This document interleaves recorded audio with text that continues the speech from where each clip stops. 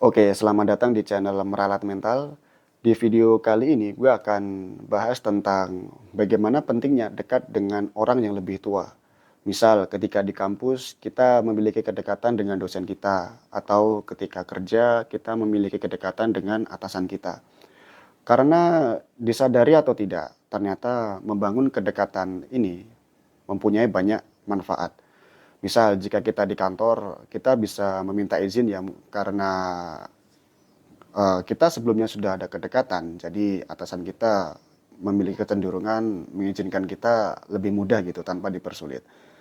Atau ketika di kampus gitu, karena kita dekat dengan dosen dan ketika dosen mempunyai suatu kepentingan ya atau ada hal-hal yang ingin dicapai yang berkaitan dengan mungkin prestasi atau lomba-lomba dan beliau mengharuskan mengajak mahasiswa, kita bisa menjadi salah satu opsi untuk dijadikan partnernya. Dan ternyata membangun kedekatan dengan orang yang lebih tua ini caranya cukup simple. Nah, gue akan cerita sedikit pengalaman gue dan bagaimana cara gue dekat dengan orang yang lebih tua ya, terutama dosen gue dulu. Akan gue ceritakan di akhir nanti. Oke, sebelum gue ceritakan intinya, gue mau sedikit berbagi cerita dulu tentang bagaimana pengalaman gue dekat dengan dosen gue. Bahkan bukan hanya dosen ya, beliau termasuk kaprodi. Oke, sebagai gambaran, beliau ini adalah dosen sekaligus kaprodi ya di jurusan gue. Dan di mata beberapa teman gue, beliau ini termasuk orang yang kaku, dingin, dan sedikit tegas gitu ya. Jadi untuk membangun kedekatan secara personal dianggap agak sulit. Tapi semua itu terbantahkan ketika gue merasa bahwa gue bisa mempunyai satu kedekatan secara personal ya dengan kaprodi gue ini. Dan ketika sudah dekat, ternyata beliau ini termasuk orang yang sangat humble, sangat visioner, dan sangat senang dengan hal-hal baru di luar lingkup pendidikan. Misal ketika beliau bercerita bahwa beliau ini ternak sapi. Oh iya, dosen gue ini laki-laki ya. Jadi beliau bercerita ke gue kalau dia ternak sapi dan kadang pun di weekend beliau ikut memandikan sapinya di kali gitu. Dan beliau ketika menceritakan itu begitu antusias. Bahkan kadang ketika beliau bercerita tentang hal-hal pribadinya, gue melihat dia bukan sebagai dosen.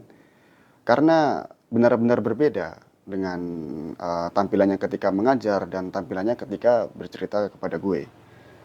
Banyak hal yang sudah beliau ceritakan ya kepada gue termasuk awalnya ketika beliau lulus SMA, sebenarnya keinginannya adalah masuk ke angkatan militer atau ke kepolisian. Tapi beliau menyadari bahwa itu akan sulit karena beliau memiliki buta warna.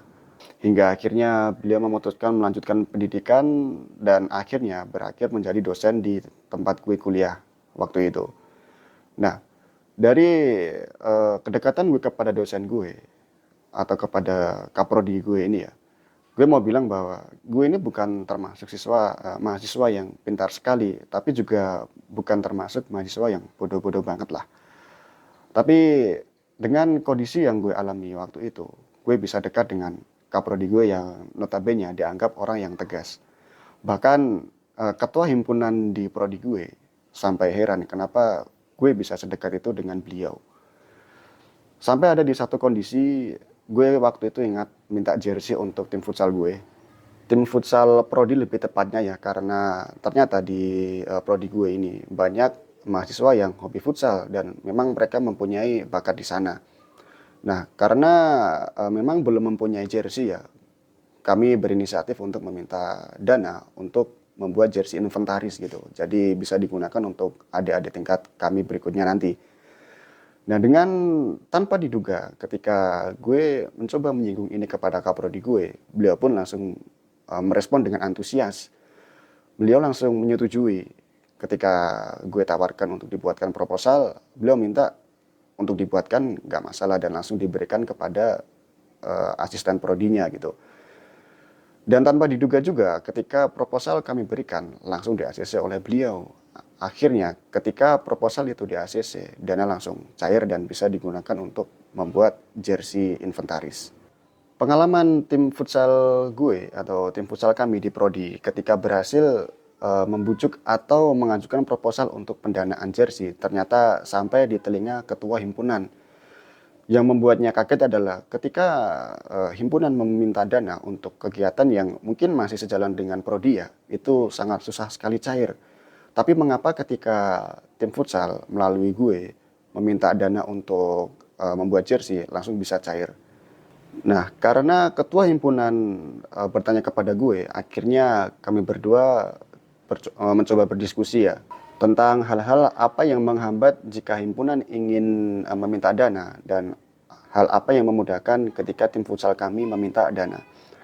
Nah, dari hasil diskusi itu, gue bilang ke ketua himpunan kalau tujuan gue ketika meminta dana, ketika gue bertemu sebelum-sebelumnya dengan Kaprodi, pertemuan gue itu tanpa didasari niatan tertentu atau tidak ada maksud tertentu, semisal meminta dana atau meminta persetujuan tentang agenda kegiatan yang akan kami lakukan. Nah, mungkin karena hal inilah ketika kebetulan tim futsal kami mengajukan pendanaan untuk jersey inventaris dipermudah, plus karena gue sudah membangun kedekatan emosional dengan beliau. Kemudian kenapa jika himpunan datang kepada beliau serasa dipersulit? Karena mindset yang terbangun di lingkup keprodian ya adalah ketika himpunan datang pasti akan meminta dana. Artinya ada kepentingan tertentu yang akan diajukan kepada pihak prodi. Dan dengan alasan itulah yang menurut gue kenapa jika dari himpunan meminta dana akan sedikit lebih sulit. Karena memang yang menjadi pembeda antara kami dan himpunan adalah niat tujuan awalnya. Gue sudah membangun pendekatan secara personal dulu dengan kaprodi gue, sedangkan himpunan membentuk pendekatan dengan prodi itu melalui ya himpunan itu sendiri tanpa ada kedekatan secara personal.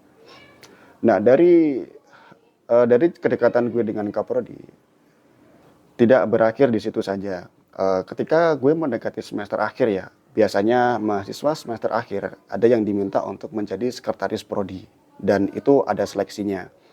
Nah, karena dari unsur favoritism tadi ya atau unsur kefavoritan, gue diminta secara personal oleh kaprodi gue untuk menjadi sekretaris prodi.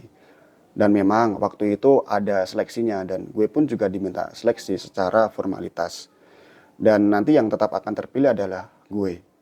Tapi secara langsung gue langsung mengatakan kepada kaprodi bahwa gue nggak bisa menjadi sekretaris prodi karena ada satu dan lain hal yang memang harus gue kerjakan waktu itu. Dan beliau pun menerima dan seleksi akhirnya tetap dijalankan.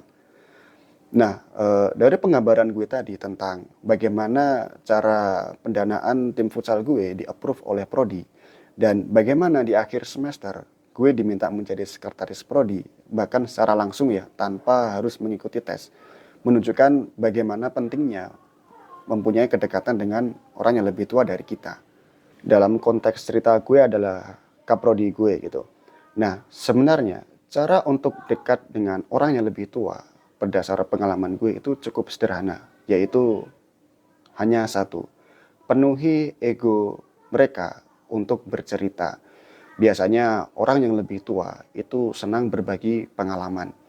Pengalaman dia berhasil, pengalaman dia gagal, semua jenis pengalaman. Rata-rata orang yang lebih tua senang dengan hal tersebut. Dan bagaimana gue bisa dekat dengan kaprodi? Waktu itu memang betul, gue bisa memenuhi ego beliau ketika bercerita.